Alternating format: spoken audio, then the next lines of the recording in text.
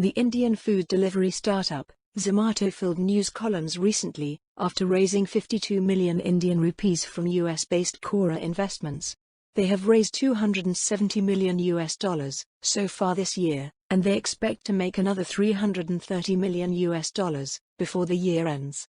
The current fundraising strategy of Zomato is to get more hedge funds on board for probable investments. Its plan on going public is making it an attractive proposition for them. Investors are taking a moderate approach because the food tech is yet to justify its valuation in the public markets. Zomato has a history of raising enormous amounts of funds from investors across the globe.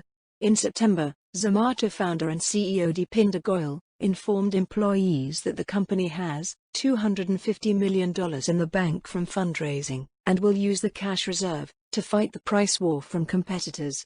According to Goyal, Zomato is likely to go public in the first half of the next financial year. Zomato seems to be doing it all, offering discounted services, fighting off the competition, providing Pro and Gold subscriptions, acquiring startups, expanding all over the globe, raising funds, and planning to go public. Zomato's Pro subscription rose to fame after it was declared that the Pro subscription fee will be refunded if the subscribers didn't save 2 times the money they spent on subscription within the subscription period. Pro subscribers were offered priority delivery service, where their order will be enlisted on the top, instead of waiting in a queue. In order to better adapt to an economy where most food outlets were closed, Zomato introduced an online grocery delivery service to help acquire new customers amidst COVID-19. Zomato rose to popularity after it listed the elderly Delhi couple's Baba Ka Dhaba, which went viral overnight. They recently stated that they started receiving orders from Tier 2 and 3 cities in India. Zomato received praise after introducing period leave, which allows women and transgender employees to take up to 10 days of holidays annually. Zomato's digital marketing tactics have proven to be fruitful ever since the company started employing them. A question arises in the midst of this, whether the business model of Zomato is profitable or not.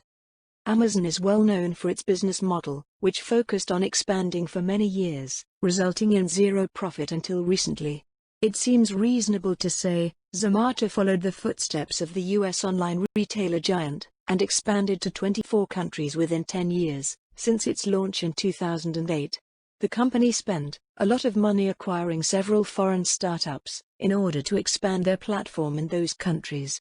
Although the company claimed they turned profitable in 2017, in every country they provided service in, subsequent massive layoffs of employees in 2019 paints a different picture. Many restaurants in India were participants of the Zomato logout campaign, which was designed to protest the huge discount options of Zomato.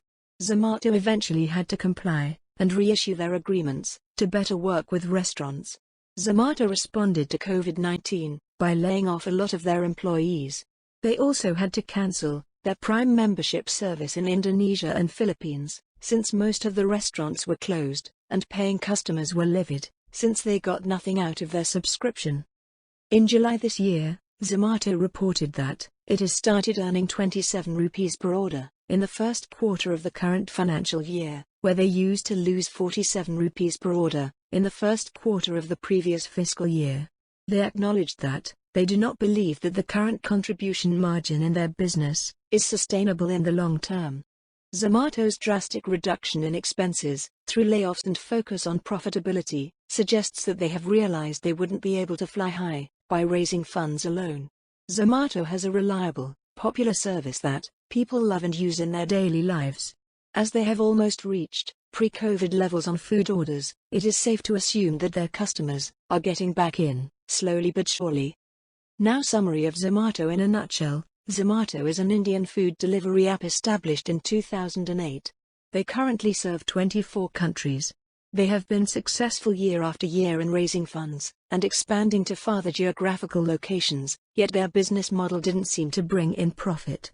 They decided to adopt drastic measures by cutting costs and focus on profitability amidst COVID-19.